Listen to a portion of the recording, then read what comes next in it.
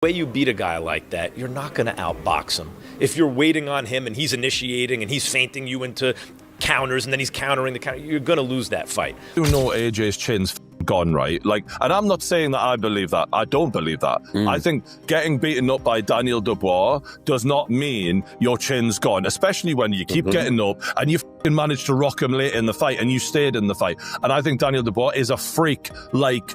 AJ is a freak. He's a one-off. He's not. Jake Paul is not Daniel Dubois.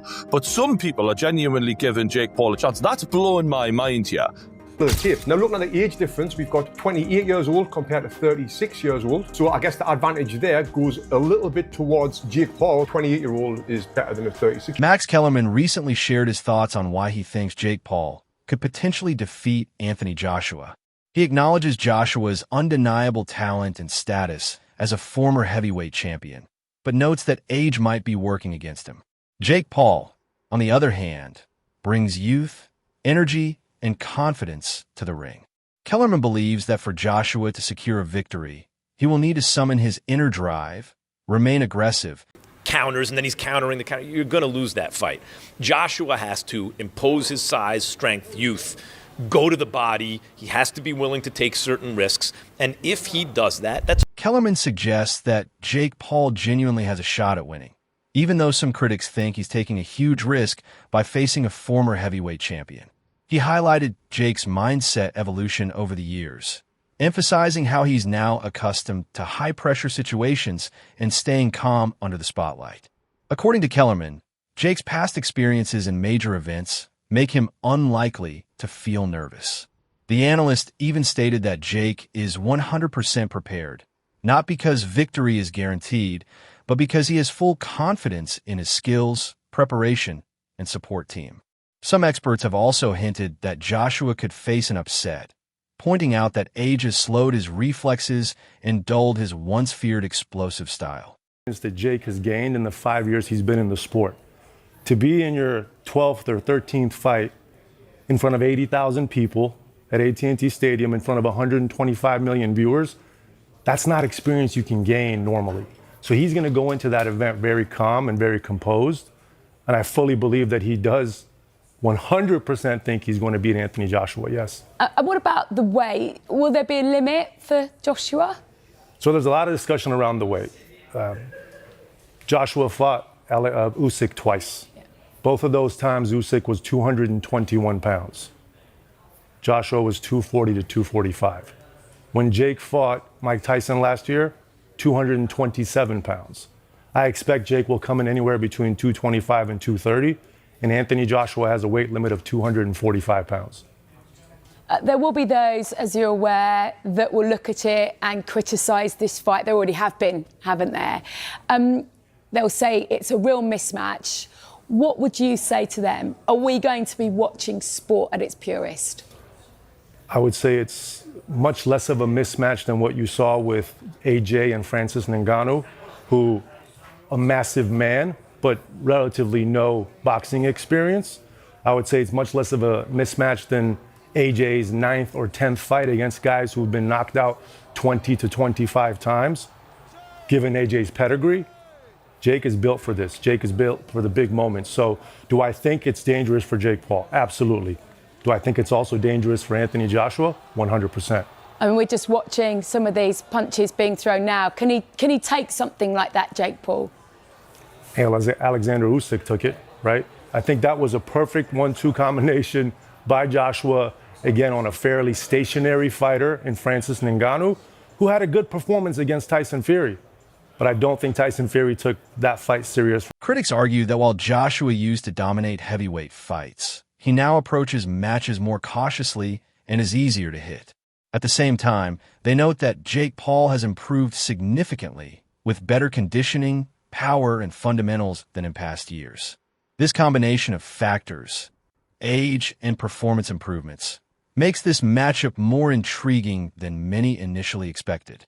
Pretty well for Paul. He's not going to land on Joshua, is he? Joshua's going to be far too skilled in evading whatever Jake Paul could throw at him. Because I don't believe he's an evading fighter. I think he's one of those fighters that is extremely powerful to where a fighter is simply afraid. The problem is that all of the pressure's on Joshua at the moment. So Jake Paul, if he gets knocked out in 12 seconds, he should get knocked out. The problem is as soon as Joshua starts taking damage, all of a sudden he's thinking, the world is watching me, I'm a professional fighter, and I'm getting beat off a YouTuber.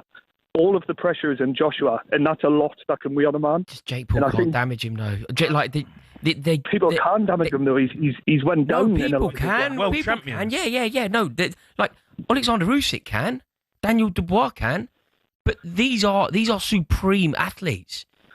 Jake, completely correct. Yes, there's a difference in someone who's been boxing their entire life versus a YouTuber. I completely understand that, but you can't deny that Jake Paul has power. I think it's one of his only attributes. I think he's a very poor boxer, but what he does have is a weird technique where you don't How do know we what know he's got power? How do we know he's got power? He's knocked people out. What Ben Askren and Tyron Woodley? Yeah. Tyron Woodley was Like, arguably one of the best UFC fighters there's ever been. Mate. Like, No, mate. I'm not suggesting that. I'm not suggesting that he's going to go in there and walk Joshua all over. But you can't deny that he has lights out power.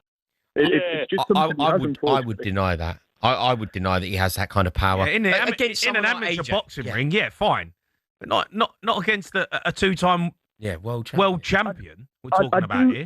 Again, I understand the contempt in what I'm saying, and I do see how it is completely stupid thinking a YouTuber could break Anthony Joshua.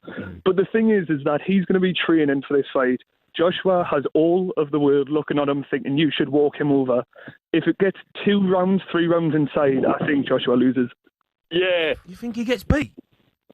I mean, I think the pressure will get to him.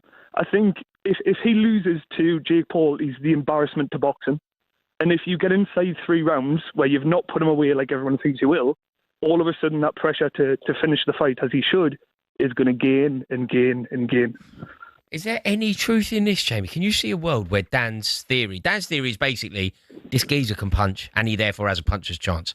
I think he's got no chance. Like slim, if none. No chance. None. Literally none. No chance. No. It's one of them, innit? I honestly, without going like extreme, Dan, I think Anthony Joshua, if he could only use one hand, wins the fight. I honestly do. This is the thing, and I love Joshua. You know, he's arguably the pride of Britain when it comes to boxing. He's a great fighter. But could you say he's past his best? Could you say that he's been tested too many times? The thing that it relates to me is when you look at Silva in the UFC, as soon as he got knocked out, his chin became glass. And I think that's the same with Joshua. I don't think he can take a punch anymore. I think he's one of those people where it's almost he damages way too easy now. And it's one of those things where I think when you're a boxer and you've had a few defeats and you've had Olympic boxer Tony Jeff offered another perspective, explaining why Jake Paul deserves serious consideration. He highlighted that Jake has access to top-tier resources, including elite trainers, conditioning coaches, sports psychologists, nutritionists, and world-class sparring partners. Jeff emphasized that Jake knows this is the biggest challenge of his career, which motivates him to train harder than ever. On top of that, youth plays a role. Younger fighters tend to recover faster, train harder, and bring more energy to the ring. Age difference, we've got 28 years old compared to 36 years old. So I guess the advantage there goes a little bit towards Jake Paul. 28-year-old is better than a 36-year-old. But that being said, we've got talking about experience and everything else, what comes with being 36 years old at Anthony Joshua's level. And then, like I mentioned, the heavyweights kind of seem to prime a little bit older. Now, come down to the height and the weight. This is the big one. 6'1" versus 6'6". 200 pound versus 252 pound. We got a 252 pounder in Anthony Joshua. The reach advantage is a lot, which we would expect. Amateur fights, we can see that Jake's only had one, where AJ's had 43, but 43 of them are including at the highest level, Olympic level. And yes, he won the Olympic bloody gold medal, if I don't need to remind you. Then the pro record, Jake Paul has had 13 fights, lost 1. AJ has had 28 fights and he's lost 4 with 25 KOs. And the one person that Jake Paul lost to was Tommy Fury. Now, can we compare Tommy Fury with Anthony Joshua?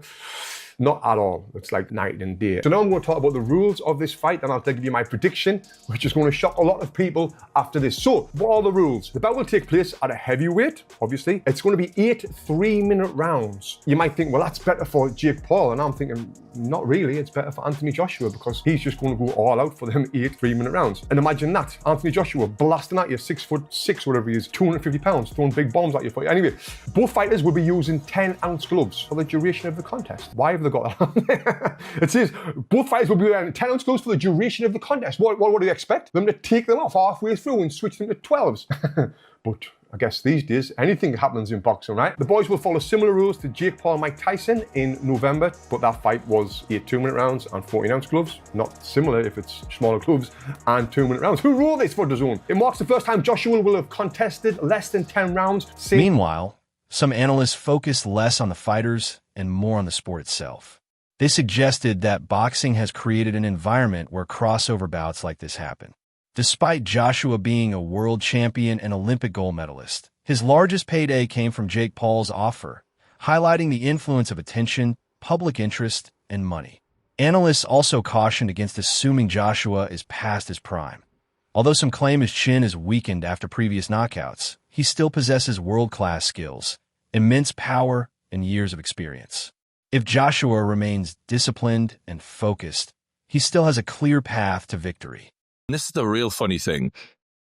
He's giving Anthony Joshua, Jake Paul is giving Anthony Joshua, the heavyweight legend, right, in our lifetime, his career high payday. Jake Paul is a fucking A-side. Jake Paul is saying, you're going to be a 245 maximum, motherfucker. Like, Jake Paul's giving orders here. Jake Paul's first on the fucking headline. Like, that is also blowing my mind. Even Eddie Hearn said in an interview earlier this week, he's going to get more for this than he's going to get to fight Tyson Fury if the Fury fight happens. Like, and speaking of Tyson Fury, and this brings me on to you, Joey Knight. How the fuck has Tyson Fury let Jake Paul put the gloves on and get in there with Anthony Joshua before he did? How are you going to fucking look your mate in the eye? Fury probably had the offer, mate. He's not into the old circus shows. You know what I mean? He's not into that malarkey. Oh my God. He's probably fuming that his brother didn't get the fight, to be honest with you. Yeah. But listen, I don't know, man. Like, I look at this fight with Jake Paul and Anthony Joshua, and you constantly hear it. You heard it with Mayweather and McGregor, and you hear it with so many fights. Does it damage their legacy? I would like you to give me an example of a time someone's legacy has been damaged. And Ngannou from an individual fight. Yeah. No, but Ngannou Fury ain't really, has it? Like,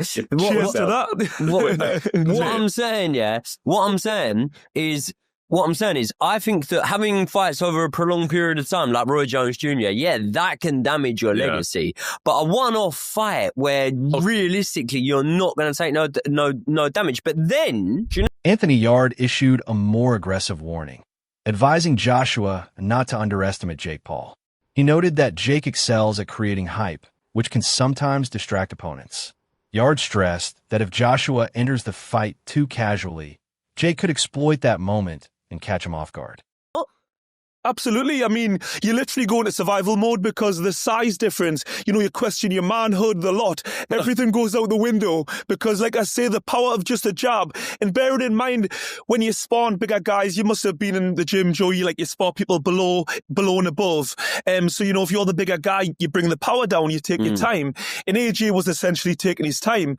And even just flicking out that hand, flicking out that jab, the force is crazy. So I really do fear for Jake Paul. On power, that's what I mean. I've people have been ringing in TalkSport, these boxing experts. Daily Paralesh voiced strong concern, particularly regarding Jake's safety. He questioned why Jake would take such a significant risk against a fighter of Joshua's caliber, emphasizing that this isn't just another promotional event. It's a potentially dangerous encounter. Paralesh pointed out Joshua's size, power, and knockout ability, warning that even one clean shot could drastically alter the fight. While he acknowledged Jake's confidence and improvements, Paral's main message was caution. This bout presents serious physical risks. If Joshua lands clean on Jake Paul's chin, he could end up in a very bad way. So I know it's all entertainment and they're going to break records and Netflix and all that kind of stuff, but we have to understand the dangers that are involved in boxing. And, you know, that's why I say people got to respect Jake Paul for doing this, because he's at risk. He's at a big risk indeed. I saw something that David Hay was saying where people were kind of worrying for Jake Paul, and David Hay was like, well, he's only going to take a lot of damage if he goes and gets beaten up for 12 rounds. He just gets knocked out in one punch. That's probably one of the best things that could happen in terms of taking the least damage possible. Yeah, David Hay is right, but also one punch can end your life as well. So you got the two sides. Yeah, he could get badly beaten up if it went 12 rounds, which can be. Broadly, many in the boxing community agree that Jake Paul faces considerable danger by stepping into the ring with a natural heavyweight. Analysts highlight that bravery alone doesn't offset the realities of heavyweight boxing, where one punch can end the fight instantly. Yet, some experts believe Jake's confidence and track record of thriving under pressure will serve him well. His career has been built on defying expectations, and this fight is another opportunity to prove himself. Lost his mind. This is probably the worst mistake of his career. Even in the poster, you can see this is a David and Goliath story here. I mean, there's times where I thought Jake is a cruiserweight. There's times where I thought even he could be a light heavyweight. And now he's stepping in with one of the most chiseled, bona fide heavyweights in the world right now in Anthony Joshua. I'm about to break the internet over Jake Paul's face. I'm not sure if that makes any sense, but it sounds fucking demented, terrifying. And speaking of the insanity of this thing, here is what the first line is. Jake as a plus 800. I have a feeling that's going to shift even more toward AJ. AJ's the 18-wheeler going 90 down the straightaway, and Jake is in a fucking golf cart going 10 miles an hour, headed right back at the 18-wheeler. It's going to be freaking destruction. But look at the reach. He's got a 6-inch reach on Jake, and trust me, the Chloe concept has told me the 6. That wraps up today's discussion. Stay tuned for more updates.